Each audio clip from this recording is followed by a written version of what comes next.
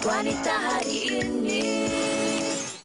Terima kasih Ras Muhammad di atas perkongsian itu tadi. Dan sekarang ini Fiza bersama dengan Syah Bakhtiar Nasir daripada Kelapa Parut 2. Apa khabar Syah? Sihat, Alhamdulillah. Alhamdulillah. Okey, sebenarnya Syah ni ada cerita menarik yang nak dikongsikan kepada anda. Tapi sebelum tu, apakah sebenarnya resepi minum petang yang nak dikongsikan kepada penonton? Hari ini kita buat kaswi, kaswi nyonya. Okey, saya terus. Sila teruskan. Okey. Bahan-bahan diperlukan adalah 200 gram gula merah, 50 gram gula putih, lepas tu 1/4 TSP atau camca kapur makanan. Oh, dia sebut TSP ya?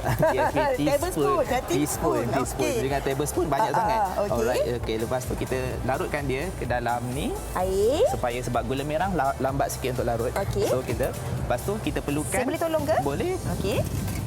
Okey, kemudian kita teruskan. Alright. Lepas tu kita perlukan 2 cawan tepung gandum. Lepas tu kita perlukan 1 cawan tepung ubi kayu. Okey. Okey, so kita masukkan je terus. Kita memang masuk je. Ya, masukkan. Okey. Syah, nak tanya jugalah sebenarnya untuk makluman penonton semua. Sebelum ini, Syah bergelar seorang organic chemist. Kalau kita lihat dari segi kerjaya itu kerjaya yang profesional. Betul. Dan telah pun berkecimpung dalam dunia kuih ini, mencipta resipi-resipi yang baru sejak 3 tahun lalu. 3 tahun lalu. Okey, apa yang membuatkan Syah beralih arah tukar bidang ini? Satu kita cakap memang Tuhan gerak hati kita lah. Tapi lebih kepada jiwa saya. Tapi kita tak boleh cakap yang sebelum nilai yang sebelum tu tak ada manfaat. Dia memang mengguna untuk saya punya kuih. So dia memang research semua. Okey, jadi kalau kita tahulah kuih-kuih ni nisbahnya ni betul lah ni. Tepat. Okey, so kita masukkan 4 cawan air kosong. Okey. Dah boleh dah? Dah boleh dah. Okay, saya teruskan, continue. Okey, lepas tu kita kacaukan ni tok api. Lepas tu kita kacaukan dengan tepung pula. Tepung. Pada ni nak jatuh, saya pegang. Boleh. Okey, Syah, selain daripada kuih kaswi ni, orang cakap kuih kaswi ni perlukan kerajinan jugalah sebab cara nak membuatnya lepas dibuat begini perlu dikukus pula kan? Betul. Okey, selain daripada kuih kaswi ni sebenarnya, apa lagi antara kuih-kuih lain yang memang ada di Kukus Parut 2? Kelapa parut. Kelapa Parut 2. Kukus parut pun boleh perut kukus. Kelapa parut 2 lebih kepada talam kuih-kuih tradisional itu talam dengan bingka. Ada juga saya juga buat kuih-kuih moden tapi untuk macam selingan. Itu selingan je. Tapi mesti minat. Sebab kita daripada chemistry juga kan. Okey. So, Kemudian apa ke langkah seterusnya? Langkah seterusnya kita masuk tuangkan je. Okey. Kenapa nak tahu juga kadang-kadang ada dalam kalangan penonton ni mesti tertanya-tanya kenapa kalau dia orang buat kuih kaswi kadang-kadang dia terlembik. Apa sebabnya? Kalau terlebih sebab satu ratio lah. Ratio tak sukatan betul. Sukatan tak betul. Lepas tu masa masak tu. Masak tu dia cepat sangat nak angkat. Dia kena masak tepung tu sampai betul-betul masak baru dia okey. Okey. Kita dah kacau-kacau ni. Kacau-kacau ni lepas seterusnya kita tapis dia. Dan kuih tradisional seeloknya memang kita kena tapis. Okey, saya tolong tuang. Boleh ke tu? Right. Okey, kenapa kita kena tapis supaya yang ketulan-ketulan tu tak masuk. Jadi bila kita makan tu kuih kita smooth je. Licin je, tak ada ketulan-ketulan. Okey, sambil kita nak masukkan ke dalam periuk kukus ni Syah. Okey, ni dah macam ni kita biarkan je lah. Ni dah boleh terus masukkan. Okey, sambil Syah masukkan dalam periuk kukus, berapa lama masa yang diperlukan untuk kita kukus ni? Yang ni kita pakai talam 8. So kita hanya perlukan 30 minit saja untuk masak. 30 minit saja untuk masak. Okey Syah, sambil Syah masukkan ke dalam periuk kukus, ada juga hasil separuh siap yang telah pun disediakan oleh Syah di sini. Okey, cakap tentang kelapa yang digunakan ni, ada setengah orang dia terlupa, kadang-kadang dia buat sendiri kan, kenapa saya punya kuih ni tak rasa sama macam kuih kaswi yang dibeli daripada Syah ataupun daripada orang lain. Apa agak-agaknya bahan yang perlu kita letak di kelapa ni supaya rasanya naik tu? Itulah nama dia, kena ada skill juga. Kelapa dia memang perlukan garam yang banyak sedikit untuk tu. Jadi tak semua orang, ada setengah orang setengah penjual dia hanya ikut resepi saja. Tapi kita kena rasa juga. Rasa itulah yang bukan ada pada semua orang. Sebab tu ada rasa air tangan lah nama dia.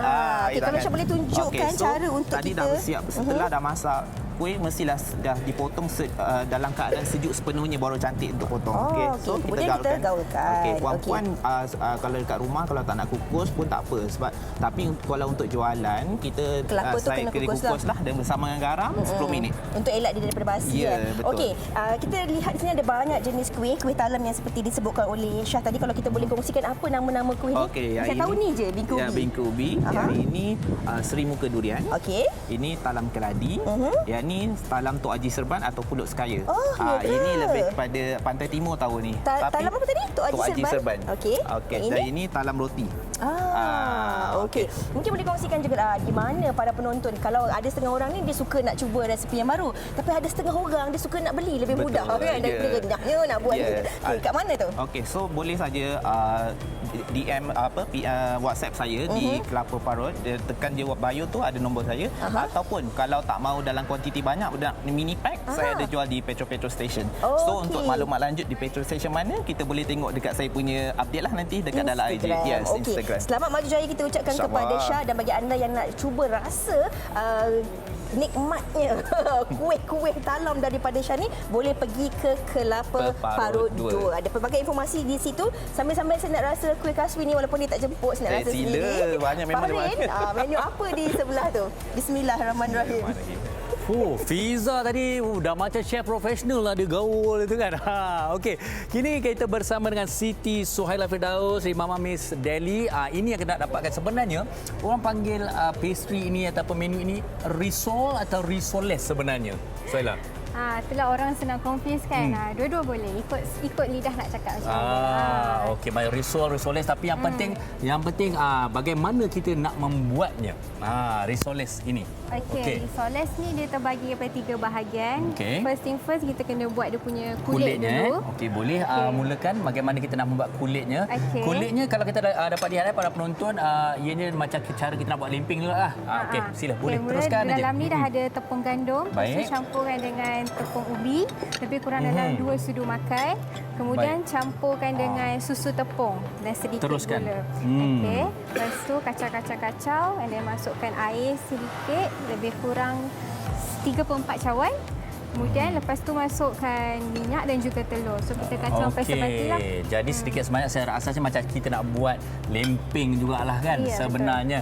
Okey, dan kita beralih terus ke bahagian yang seterusnya, iaitu pembuatan intinya pula. Cara kita nak buatkan kulitnya kita dah tahu. Okey, intinya macam mana Suhaila? Okey, inti kita dah ada display kat sini.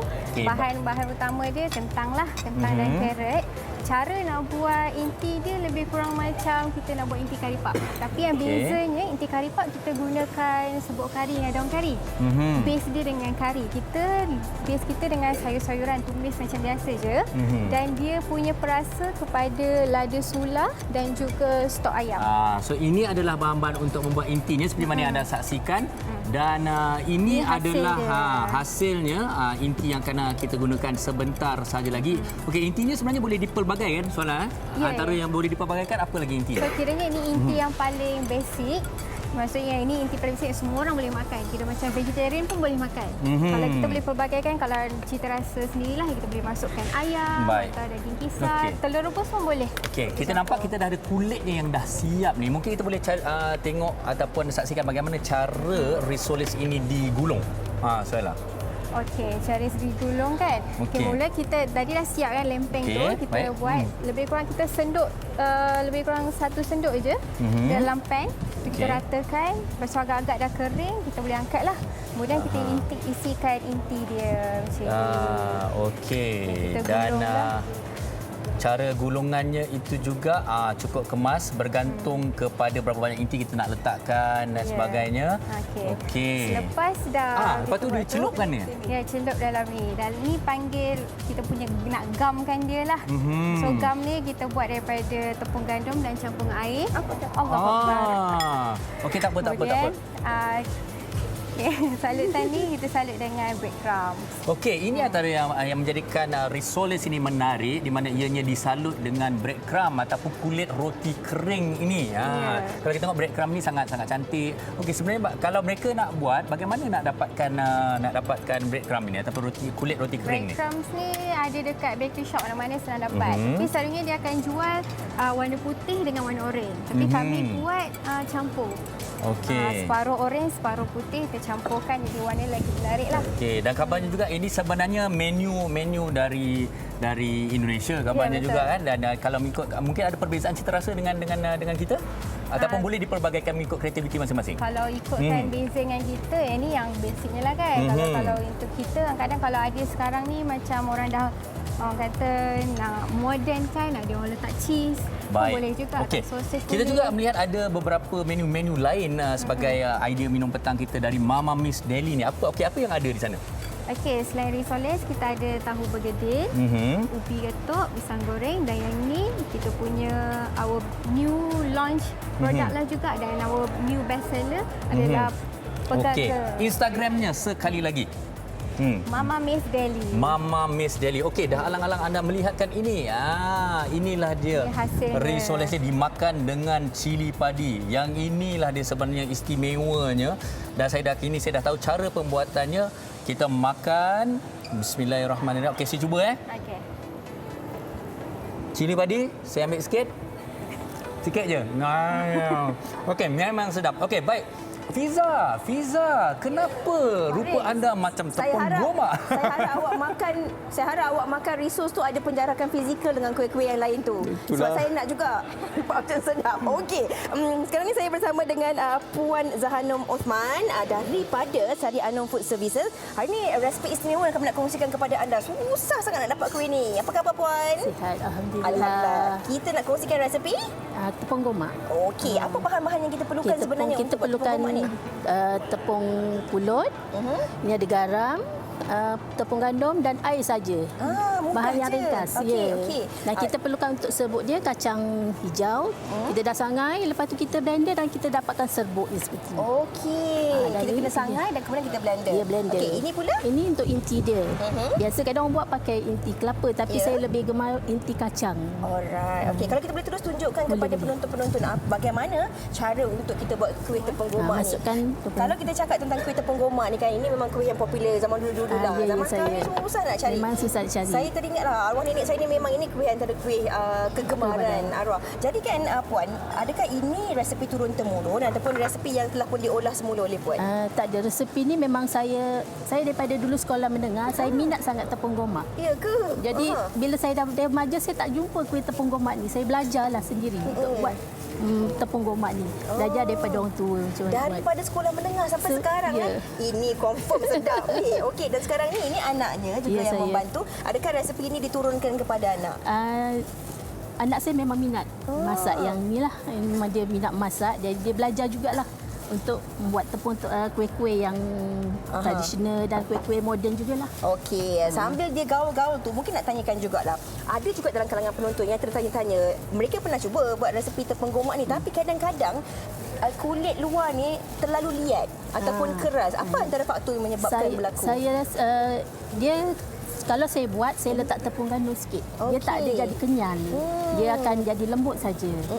Dan tepung gomak tak boleh terdedah terlalu lama, nanti dia akan jadi keras lah. Okey. Alright, dough yang dah siap tak ada. Jadi okey, lepas dah siap tu kita perlu masukkan Masuk inti. Okey. Kalau boleh kita tunjukkan dalam masa yang ringkas Yalah, ni. ya. Okey. Kita masukkan inti. Okey, bila kita nak gaul ataupun uli ni, berapa lama masa yang diperlukan Tak untuk perlu lama dapatkan dough sangat yang lah. lembut? Cuma dia ratakan sahaja dan sampai dia tak melekit lah. Sebab kata macam ni. Lepas tu kita akan masukkan dia punya inti. Inti kacang ni Inti tadi kacang ni. dah dibulat-bulatkan. Kita bulat-bulatkan inti bagi memudahkan lah. Kan. Lepas tu kita rebus saja. Masukkan dalam ni. Kita rebuskan Rebus saja sampai dia timbul. Kalau dia dah timbul tu mak dia dah masak lah. dah masak. Kadang setengah orang dah buat bulat-bulatkan, dia akan lepaskan. Tapi saya tak. Kita bulatkan sahaja. Bila dia dah timbul, baru kita masukkan dalam ni. Baru kita, lepaskan. jadi dia nampak gebu sikit. Okey. Selain daripada kuih tepung gomak, kalau di atas meja ni dapat juga kita lihat banyak sebenarnya kuih-kuih yang ini mungkin antara kegemaran ramai dalam kalangan rakyat di Malaysia. Ini kita ada kuih koci. Kuih koci apa ni? Koci labu. Koci labu. Yang ini kuih Kuih kacang. Ini nona manis. Keria gula Melaka dan ni lapis pelangi. lapis pelangi. Ini kuih yang viral lah juga kan. Tapi kalau saya tengok kuih kaswi ni sebenarnya penonton sangat cantik cara disira kuih keria ni kan. Kalau kita boleh kongsikanlah juga apa antara tips yang penonton perlu tahu tentang kuih keria ni untuk kita sira gula tu. Yang penting gula dia betul-betul dah tua. Maknanya gula kita untuk mengira tu gula-gula dah pekat betul lah. Kadang kalau kita tak pekat betul, dia tak akan jadi melekat dan tak akan jadi kering macam ni. Sebab dia cantik sangat bentuk kuih keria ni. Okey, Puan, mungkin boleh kongsikan juga bagi penonton-penonton yang sedang menonton ketika ini untuk mereka mendapatkan variasi kuih yang disediakan oleh Puan, bagaimana cara untuk mereka mendapatkannya? Okey, boleh melalui IG Instagram saya, Sarianom Food Services. Kat situ ada nombor telefon atau hubungi saya 018-279-363. Okey, ada berapa banyak jenis kuih muih yang boleh ataupun dikeluarkan oleh Puan sendiri? Banyak. Berapa puluh jenis? Dalam 20-30 jenis lebih kot. Amboi, ini orang kata memang otai lah ni, ada macam-macam jenis kuih. Ya, Okey, kalau nak kita tunjukkan, inilah hasil tepung gomak itu sendiri, yang mana tadi selepas pun kita rebus, kita keluarkan, kita masukkan ke dalam serbuk kacang hijau yang ni. dan kemudian kita akan lepaskan lepaskan dia. Okey, jadi kalau kita boleh tunjuk juga kepada penonton, saya ambil, bismillahirrahmanirrahim. Kemudian kita tengok isi di dalam ni. Wah, ini kan kalau kat Malaysia orang panggil tepung gomak, tapi kalau kat luar negara, dekat Jepun ataupun Korea, orang panggil mochi. Oh ya, saya betul. Kan ada lebih kurang ya. caranya. Okey, saya nak cuba rasa. Bismillahirrahmanirrahim. Sambil-sambil saya rasa tu anda dah tulis menu, kita berehat seketika. Bismillahirrahmanirrahim. Wanita hari ini.